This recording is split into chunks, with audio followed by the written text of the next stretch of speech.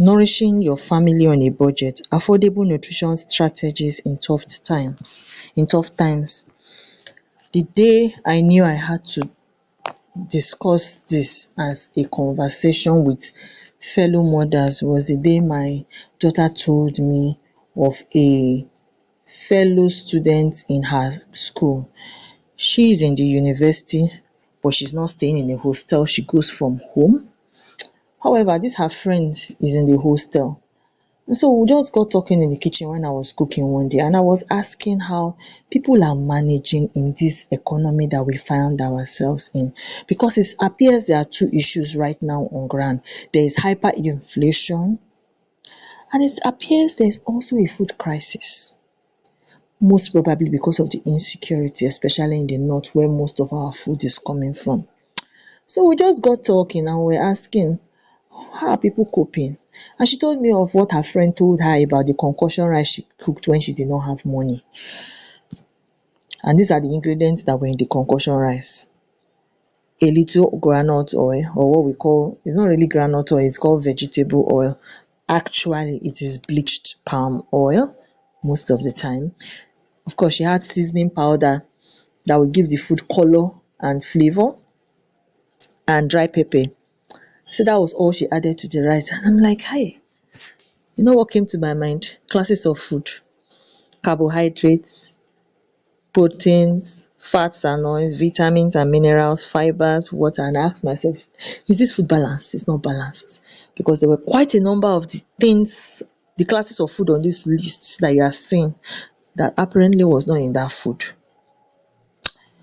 And it is important, if you want to eat, if you don't just want to feed, if you don't want to just eat, but you want to feed and nourish yourself, that you get a balanced diet, meaning a food that a meal that contains all of these classes of food that is listed here. And with that in mind, I just thought and said it would have been better the lady had saved her gas and just taken garri and groundnut. And did I hear you say, why garri and groundnut? Okay, let me show you that this is a balanced diet.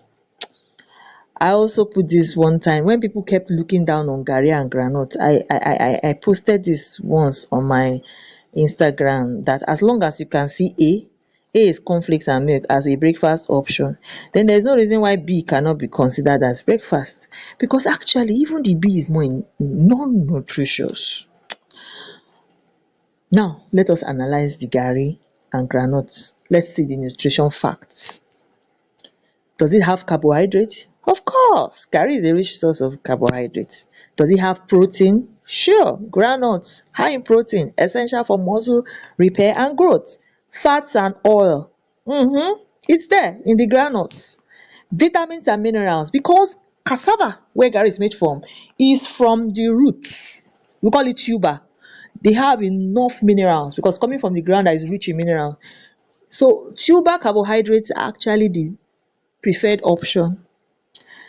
Contains minerals like calcium, a little iron, phosphorus, potassium, and this supports various body function. Even the groundnut has vitamins and minerals.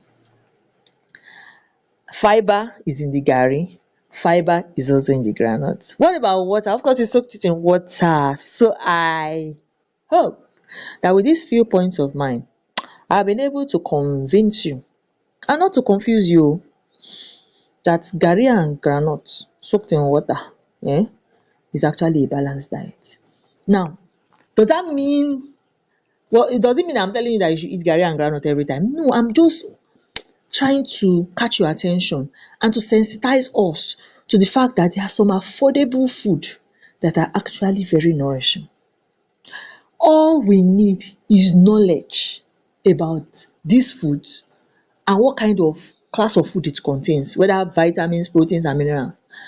And with proper planning, we can actually achieve a balanced diet on a budget. Now, why do we talk so much about food, healthy eating? It is because it is the key to a healthy life.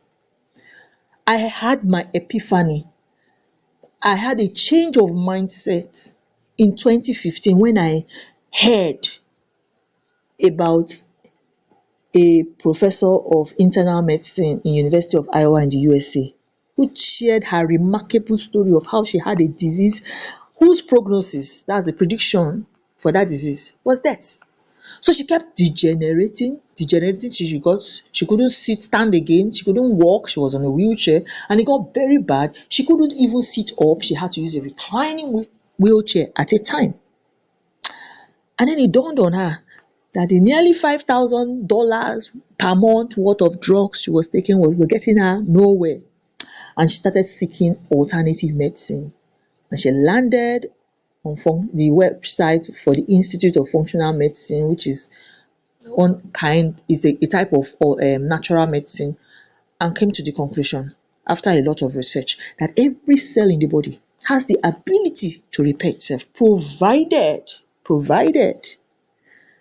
the right materials are supplied. And what are the right materials? In form of nutrients, which you get from your food. And so she began to research and ask, okay, the disease I'm having right now is a disease of the central nervous system, is a disease of the neurons. What kind of food do I need to enrich these nerves?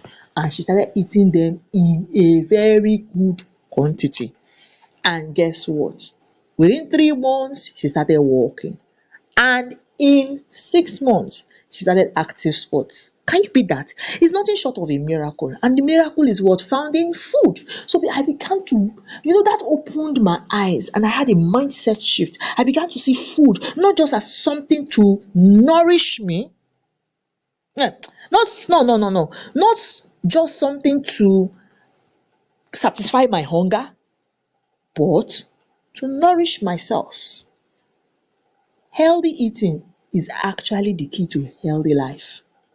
So we need to take this matter seriously, especially now that there's scarce resources. We need to be smart about what we are eating and what we are giving our family to eat, so that we ensure that we still have good health in a time like this. So I'm going to be sharing with you ideas about how to nourish our families on a budget. Stay tuned to the next part. Welcome back. Welcome back. So now that we've established two things, and what are the two things? We need to pay attention to what we are eating, because what we eat impacts greatly on our health. One. The second thing is that I've been able to open your eyes, I hope, to the fact that balanced diet can be achievable on a budget, even in tough times like this. You saw the example of garri and groundnut that I gave. So now let's look at some examples I've done in the past few months, and I will share some food items with you.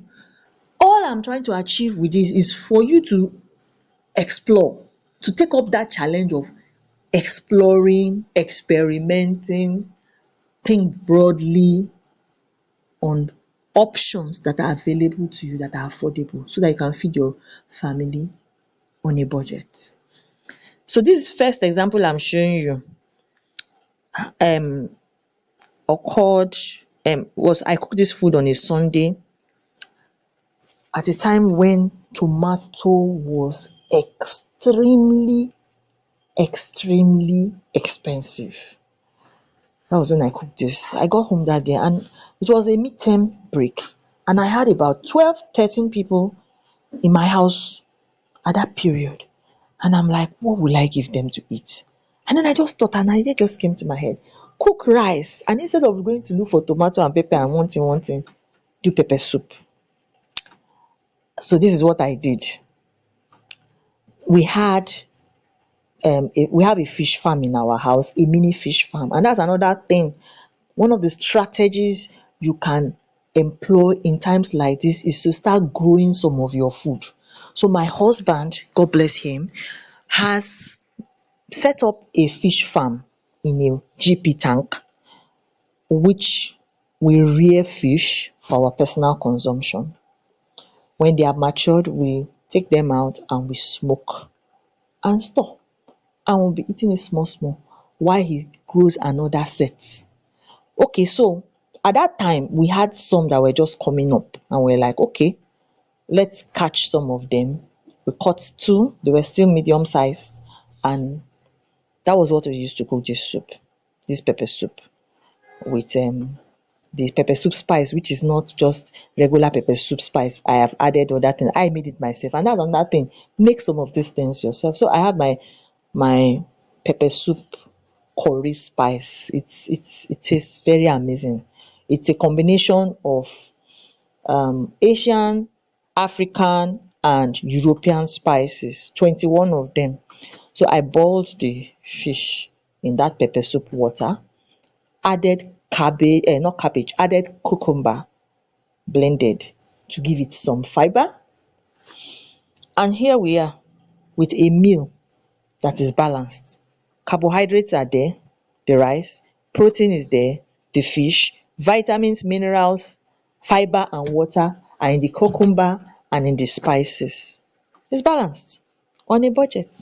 And I didn't spend so much on it because apart from the rice, all I just needed was a few hundreds of naira coupled with the fish to make a meal for 13 people. Here's another one. Sorry, you can't see the full plate again because it was so delicious. I forgot to take a picture until towards the end.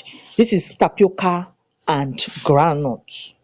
The tapioca was boiled in blended coconut that I did not remove the shaft.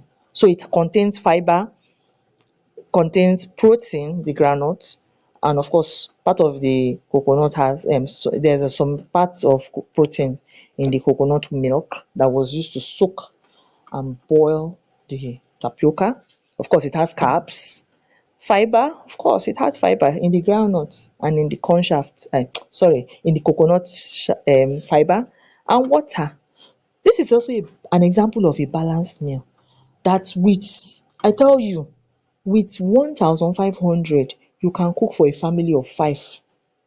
Yes, conveniently, and it will serve as a very rich breakfast option. Now, there are foods that you need to incorporate in your daily meals, ensuring that you are enriched with sufficient nutrients to maintain a healthy body. I have fished out common and affordable options, and here they are. So let's start with nuts and seeds. I start with nuts and seeds because they are all round. Many of the nuts and seeds contain all the classes of food apart from water.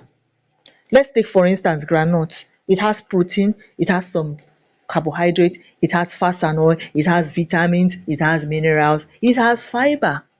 So you see, nuts and seeds are actually very rich, and it's understandable because that seed is the one that provides the nourishment for the new plants that will germinate from that seed. So it has to have everything a new budding plant will have. So nuts and seeds are very very important, and they should be included in our meals daily.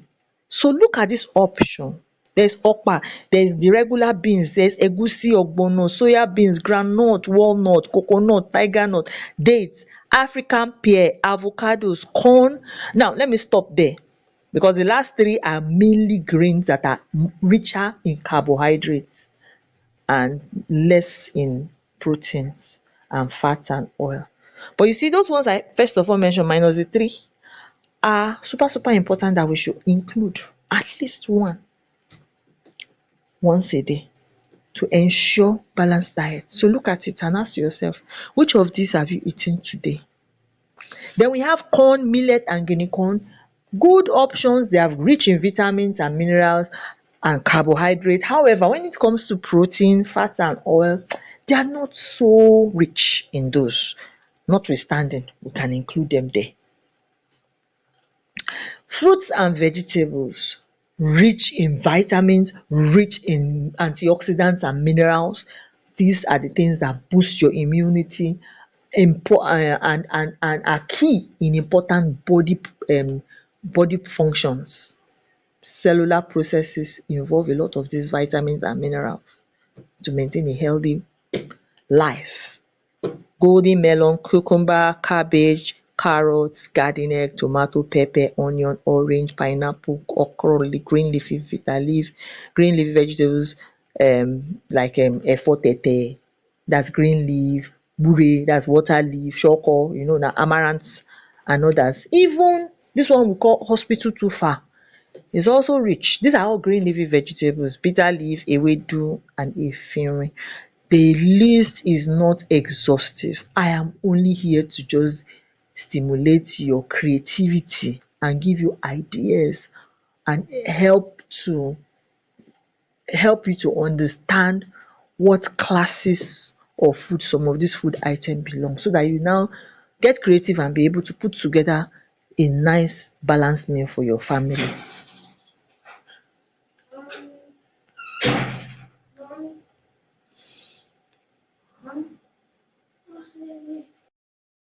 Share with you some creative things you could do with some of these food items I have talked about, ensuring that your family is well nourished. Okay, so this was a pot of stew my sister, who is very very creative, shared on our family WhatsApp group that she cooked during the season and when tomato was really really scarce and very expensive. She put in one golden melon, two cucumber, dry pepper, onion, and of course it's a good pot of soup filled with vitamins and minerals and fat and oil that she can use to eat rice and add the carbohydrates. And of course it has meat inside that will supply the protein. You can use egg that will supply the protein. This is what I make for my family, a milk stop substitute. This is more than just your regular cow milk. It is super super rich in fats and oil, healthy fats and oil. You see, I've been mentioning fats and oil. Fat and oil has gotten a very negative name, but interestingly we need it for so many body function. So healthy fat and oil is inside this. A little carbohydrate is inside, protein is rich in it, and vitamins and minerals. So I use this as a substitute for milk in my home. I just scoop out a few spoons and put in some water, boil it. I can add my ogi into it, and a balanced ogi meal is ready. I can put it in Quaker oats. I can put it in flour and make pancakes. What again have I used it to do? And I can just prepare it as a beverage. Add a little cocoa powder, and you can, of course it has dates, so it's sweetened already. And voila, a balanced meal is ready. So you could do this: 4 nuts, tiger nut, dates, coconut, and what's the other nuts? So this contains 4 nuts: coconut, tiger nut, dates and groundnut, and one seed, soya bean seed, and one spice, cinnamon, that can improve digestion, and cinnamon is also an antioxidant. So this is one thing I use a lot in the house, prepared it myself. And of course my mixed spices and herbs supplying me with phytochemicals that can give medicinal effects, that can be therapeutic on the body, helps to calm a lot of diseases, boost the immune system and all.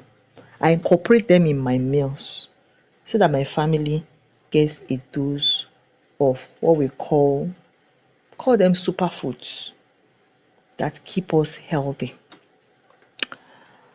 Now let's come to fermented foods.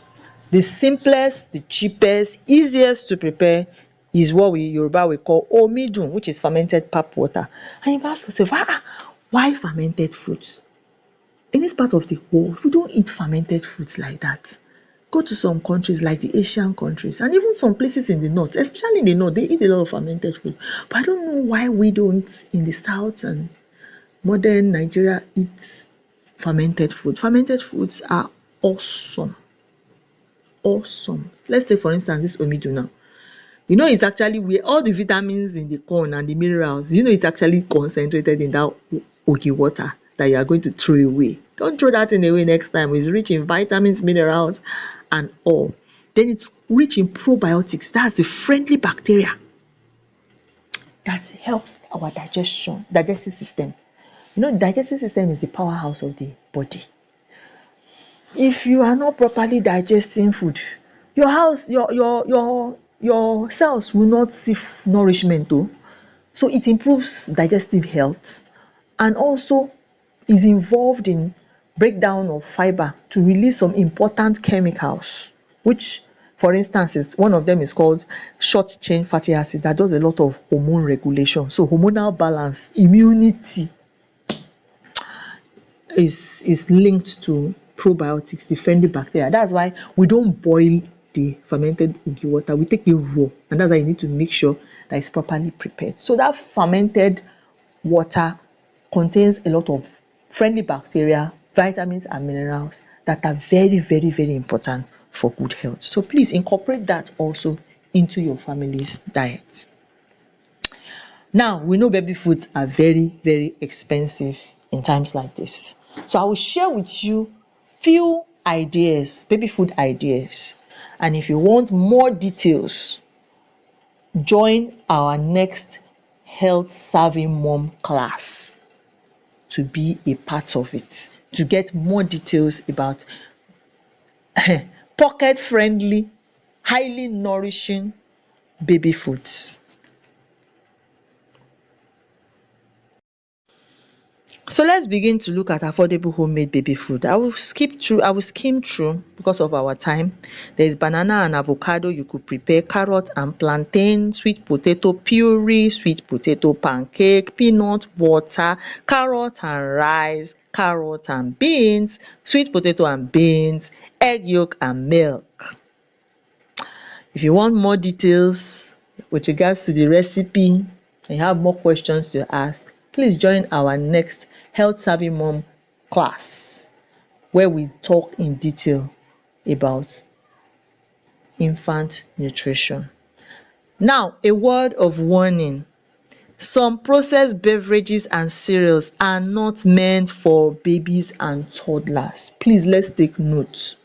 I see a lot of us giving our children what we call tea, processed chocolate drinks under 1 year. Please, please and please, it has negative health effect.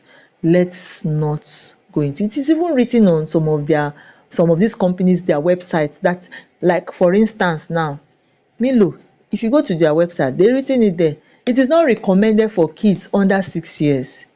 They know what they are doing o, and they know why they are writing it. It's on their website. It's not as if somebody is bringing up a propaganda. Please let us desist from these things, which brings me to processed foods.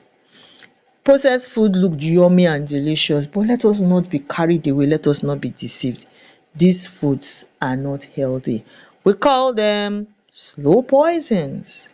They are usually, let me explain. Let me break it down for you. You see, normally, highly nourishing food, not only you like them, but even friendly bacteria, not friendly bacteria, even bacteria generally like them. Any living thing will want something that will nourish them. So when there is a highly nourishing food, bacteria invades and they will spoil the food. That is bad news for the food company because they want the food to stay for a while before it spoils. So what do? In the process of processing this food, they have burnt away those very nourishing part of the food so that it won't be invaded by bacteria. And to make the food palatable, they have added additives. Many of them are synthetic, artificial sweeteners, high fructose corn syrup, that's like we call them industrial sugars, which has their own problem, MSG, which has its own problem, artificial colouring, some of them have been linked to hyperactivity in children, artificial flavours, all in a bid to make sure the food that is no longer nourishing is appealing and tasty and addictive. Yes, because they want you to keep coming, to keep buying and buying. So am I saying you should not eat them? No. They are very, very convenient meals to have, but please, let's understand that these things, what they are, their place is not for regular food. Once in a while, you don't have time to prepare a decent meal for your family, then you can indulge in them, but it shouldn't become a regular thing. Okay? These are more of the additives that are inside that are not helpful. So, I will stop here. I hope I've been able to inspire you that healthy eating does not have to be expensive. By choosing nutrient dense, that's food that's concentrated in nutrients, affordable foods and simple meal planning. Yes, planning is very important, because all these things that we have said, if you don't properly plan, you won't achieve it. You can nourish your family on a budget. Thank you very much for going through this lesson. I want to just use this opportunity to announce again that the Health Savvy Moms class will start 1st of August. And if you want to get more of this kind of teachings, value added, that we share a lot of things that are valuable, please don't wait till the last moment. Start registering now. I remain Anti-Pharmacist. Thank you.